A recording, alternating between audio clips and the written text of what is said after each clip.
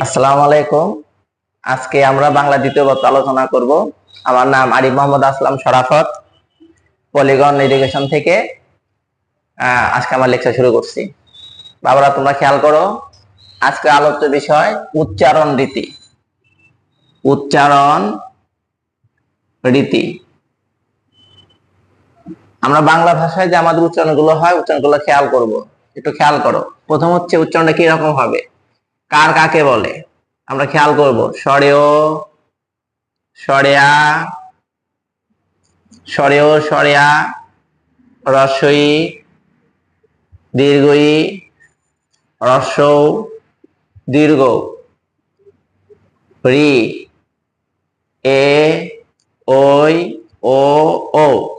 এই আকার, ঋষিকার, দীর্ঘকার, হ্রস্বকার, দ্রুকার, রিকার, একার, ওকার, ওকার, ওকার। আজকে আলোচ্য হচ্ছে এই জায়গাটার ভিত্তি করে আমাদের পুরো উচ্চারণটা খেয়াল করব। এক নম্বর শর্ত হলো, যদি প্রথমে অধ্বনির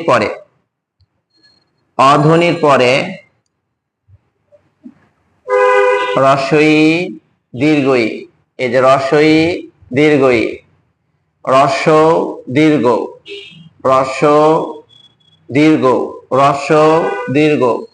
যদি রিকার, রি, জফলা, রফলা এবং ক্ষীয় যদি আসে তাহলে অবর্ণ অধ্বনি হবে। অবর্ণ অধ্বনি হবে। সহজ একটা প্রশ্ন, এই একটা, দুইটা, তিনটা, চারটা, পাঁচটা। অনেক সময় পরীক্ষার প্রশ্ন দিয়ে দেয় অধ্বনির 5টা নিয়ম লেখো, তখন এটা কাজে লাগবে। আরেকটা শর্ত মনে রাখবো, শব্দের আদিতে, শব্দের আদিতে তুমি খাতায় লেখো, শব্দের আদিতে যদি ব ফলা, ম ফলা থাকে তাহলে ব ও ম ফলা উচ্চারণ হবে না। ব ও ম ফলা উচ্চারণ হবে না। খুব সহজ কথা। ফলা কাকে বলে? ব্যঞ্জন বর্ণের সংযুক্ত রূপকে ফলা বলে। ফলা কাকে বলে? ফলা কয়টা? 6টা। কার কাকে বলে? স্বরবর্ণের সংযুক্তকে কার বলে?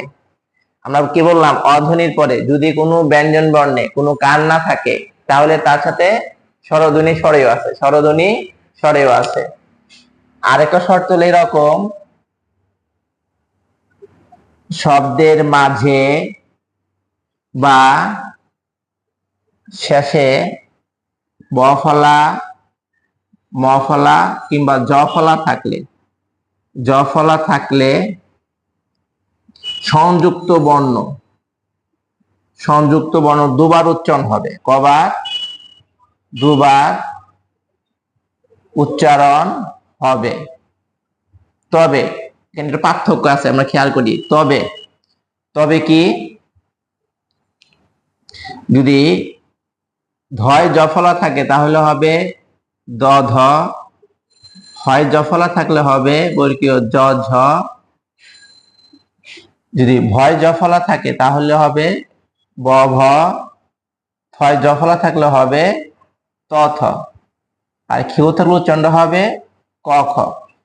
সবাই একটু খেয়াল করতে হবে, যদি ধয় জফলা থাকে তাহলে হবে দ ধ, হয় জফলা থাকলে জ ঝ, ভয় জফলা থাকলে ব ভ এবং থয় জফলা থাকলে ত থ। আর যদি ক্ষীয় থাকে উচ্চারণ হবে ক খ। একটা এক্সাম্পল খেয়াল করি। আমরা প্রথমে লিখলাম উজ্জ, রস হয় জফলা। আসসালামু আলাইকুম। হয় জফলা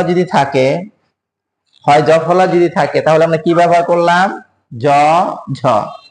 এই যে জ ঝ, আমরা এটা টান দিয়ে দিলাম, এগুলো রস। যদি একটা বর্ণের কারণে দুইটা বর্ণ হয়, প্রথম বর্ণ হবে একটা হসন্ত। এখানে যদি কার থাকে তাহলে এখানে কার হবে, এখানে যদি কার না থাকে তাহলে এখানে ওকার হবে। এখানে কার আছে, কার নাই, তাহলে এখানে হইলো উজ্জ। তো উচ্চারণে কি হইলো? উজ ঝয়কার ঝ, উজ্জ। আচ্ছা, এই পরেরটা সবাই খাতায় লেখো। এরপর যে আমরা যদি লিখি, এইভাবে যদি লিখি,